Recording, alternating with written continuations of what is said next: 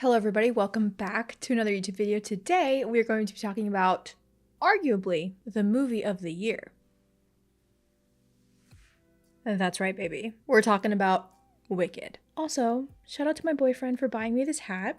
So cute. So if you're a frequent watcher of my YouTube channel, something you might not know about me is that I am a very big musical theater girl. I love Broadway. I love going to like off-Broadway productions. I never did musical theater when I was in like high school. Actually, that's a lie. I was once, when I was in like elementary school, a monkey in The Lion, the Witch, and the Wardrobe. So not to brag or anything. But I never really did theater in high school because I was a dancer and that took up pretty much all my time. But I do enjoy going to Broadway shows. Normally I'm seeing like the touring companies because I don't live in New York, I live in Atlanta, Georgia. And more often than not, I will be listening to Broadway music on Spotify when I'm driving. So obviously, I saw Wicked. As of the time I'm filming this, I've seen Wicked twice and I plan to see it multiple more times. I love the stage play and I was so excited for the movie to come out and it surpassed all of my expectations. And so today, I want to talk about some Easter eggs that I noticed in Wicked. Whether they're Easter eggs that are referencing like the original stage play or if they're Easter eggs referencing the original movie, The Wizard of Oz. There are a lot of Easter eggs in the movie. Some of them are pretty noticeable, some of them not so much. So I want to talk about them. Obviously, before I get into this video, I just want to say massive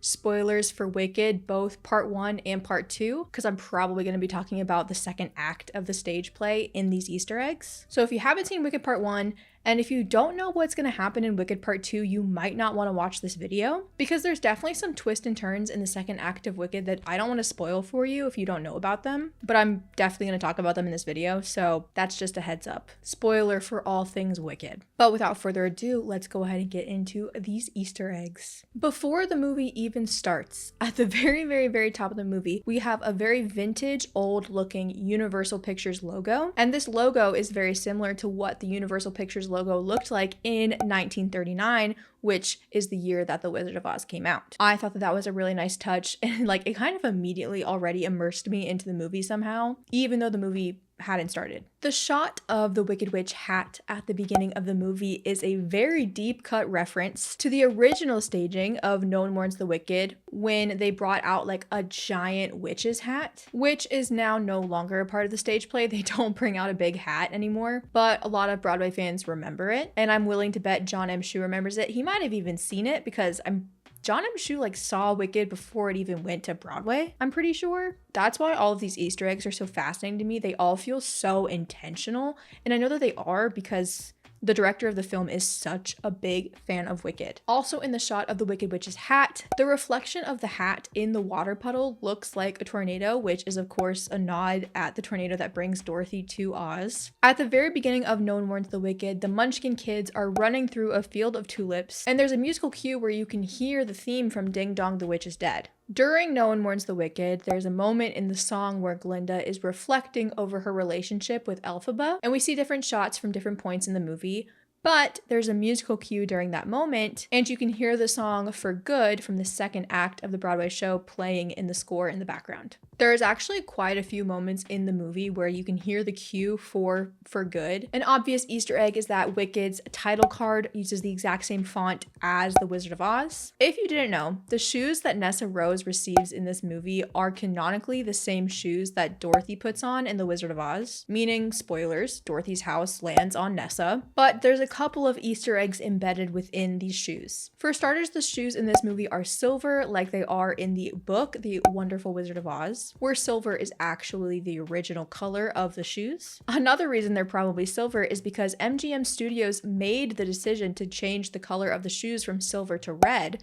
so MGM Studios actually owns the copyright for the ruby slippers, so it's just easier to make them silver. Another Easter egg hidden in the shoes is that the heel is designed to look like a tornado, of course another nod to The Wizard of Oz. Nessa also wears a lot of striped socks throughout the film, another reference to her fate as the Wicked Witch of the East. In the Broadway show, we never see Glinda's parents, but in the movie, they do make an appearance at Shiz when they're sending off Glinda. And in the movie, Glinda's mom is played by Alice Fern, who played Elphaba in the West End production of Wicked. When we first meet Boq, we get a foreshadowing of his fate as the Tin Man. When he introduces himself to Glinda, he's leaning to the side, just like how the Tin Man does in The Wizard of Oz. There's a line by the character Miss Cottle where she says, "Not to fret, just a slight gulch," in reference to the original Wicked Witch, Mrs. Gulch. There's actually a lot of Gulch references in this film, believe it or not. At the end of The Wizard and I, Elphaba is looking out into the deadly desert of Oz, and we see bluebirds fly over a rainbow, a direct reference to the lyrics of Somewhere Over the Rainbow. During What Is This Feeling, Elphaba and Glinda are fighting with sticks in their combat class, which foreshadows a certain way that they're going to fight in part 2. This next one was one of my favorite Easter eggs. During Madame Morrible's lessons with Elphaba, there's a moment when Elphaba is trying to use her powers and her hand makes a shadow on her textbook, and the shadow of her hand is a direct reference to the iconic photo of Margaret Hamilton as the Wicked Witch of the West. That was one of the Easter eggs that I clocked like immediately, and I'm sure a lot of you did too. When Elphaba meets Fiyero, they changed how they meet in the movie, but when Elphaba walks away from him, she says, "Get stuffed," which is obviously a foreshadowing of his future as the Scarecrow. The set piece of the circular rotating bookshelves in the library was designed specifically so that the letters O and Z are seen as the bookshelves rotate. During Dancing Through Life, there's plenty of references to both Fiyero and Boq's future. There's a moment when Fiyero hits a pose in the doorway, directly mimicking how a scarecrow hangs in a field. For Boq, Glinda places his red handkerchief right over where his heart is, aka what the Tin Man is missing. And Boq also mentions that he cries a lot, which the original Tin Man does as well. Towards the end of Dancing Through Life, there's a really great moment in the movie between Glinda and Elphaba, and the music that plays behind them is called the Ozdust Duet. And this song combines the themes of both Dancing Through Life and For Good, which can kind of symbolize both the beginning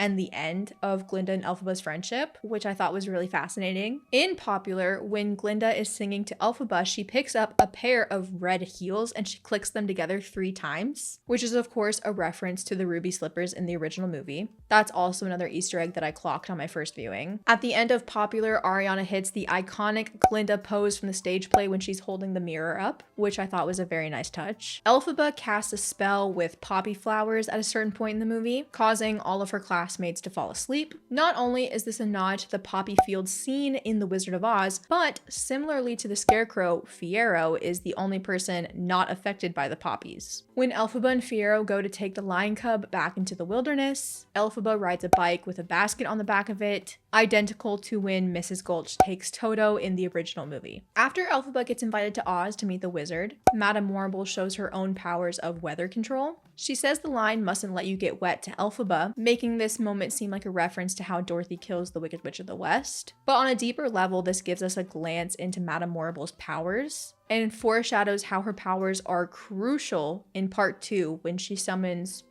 a certain tornado, if you catch my drift. In The Wonderful Wizard of Oz, the wizard is originally from Omaha, Nebraska, and there are lots of references in the movie to this. There's luggage in the attic during Defying Gravity that you can see very clearly has like Omaha, Nebraska on it, and it also says Oscar Diggs, which is the wizard's real name. During the Wizomania scene, which happens in the middle of One Short Day, there's this big hologram of the wizard reading the Grimoire, or at least pretending that he's reading the Grimoire, because all he's doing is chanting Omaha over and over again. Speaking of the Wizomania scene, there is a very obvious, very fun Easter egg, and that is that the original Glinda and Elphaba, Kristen Chenoweth and Idina Menzel, show up during Wizomania and they play the Ancient Wise Ones. There's choreography and singing moments that both Kristen and Idina have that are direct references to their original performances as Glinda and Elphaba. In general, Kristen performs with the exact same Glinda-like mannerisms that she did on stage. Kristen's light-up wand not working and her hitting it is a direct reference to Glinda's magic wand not working during her performance of Popular. And of course, Adina does her iconic Defying Gravity battle cry. But there are lots of other cameos during One Short Day that might not have been as obvious as Adina and Kristen. Stephen Schwartz, who is the man that composed the original musical, is the guard that gets to say the very iconic line, "The wizard will see you now." Winnie Halsman, who is the co-writer of the screenplay for the Wicked movies, but also the author of the book for the original Wicked musical, is also in the movie as one of Emerald City's citizens. Less of an Easter egg, more of a fun fact, is that One Short Day is the first time in the entire movie that anybody wears green. Another obvious Easter egg, so obvious that it even feels insulting to call it an Easter egg, is when the wizard is asking Glinda and Elphaba for their opinion on what color he should make his new brick road throughout Oz. And of course, they land on yellow. In Sentimental Man, the wizard is dancing behind the curtain, a nod to the famous line in The Wizard of Oz, "Pay no attention to the man behind the curtain." The shadows of the wizard during the scene can also be a direct reference to the "I'm melting" scene in Act 2 of the play. Also in Sentimental Man, the wizard picks up a house and just tosses it through the air, a reference to Dorothy's house flying through the tornado. This next one isn't necessarily an Easter egg from the movie because it also applies to the stage play, but in Defying Gravity, when Glinda sings the line, "Can't I make you understand?" it follows the exact same notes as "Follow the Yellow Brick Road." Go ahead, sing it in your head. Pretty cool, huh? Another obvious Easter egg, if you are a fan of the stage production, is that the final moment of Defying Gravity is a reference to the iconic ending of the song in the stage play, when Elphaba floats above the stage and her very long cloak basically covers the entire stage. Also, during the end of Defying Gravity, this isn't so much an Easter egg as it is more of a fun fact, but in the stage show, the Oz guards yell, "Get her," and in the movie, they yell, "Kill her," which is a very drastic difference. And last but not least, at the very end of the movie, we see Elphaba soaring off into the sunset, which I loved because that means she is in fact heading towards the western sky because the sun sets in the west. And I just loved that small detail. I thought it was really great. But that does it for all of the Easter eggs that I clocked in Wicked or Easter eggs that I saw on Twitter. If you've seen Wicked, let me know what you thought of it. I think it's one of the best movies of the year, genuinely. And I'm so happy that it's performing well at the box office and that people seem to be reacting to it really, really well. Let me know if there's any Easter eggs that you noticed that I didn't get, because I'm sure there is. There's like a bajillion Easter eggs in this movie. It's genuinely insane. But that's how you know the movie was made by people that love the Wicked franchise. And I think that means a lot. If you're new here to my YouTube, make sure you subscribe. I post a lot of really fun movie and TV show related content. Who knows, this might not even be the last Wicked video that I make. Follow me on my other social media. Also check out my podcast that I have with my boyfriend. And of course, make sure you check out my Patreon. But that pretty much does it for this video. Thank you guys so much for watching, and I will see you all next time.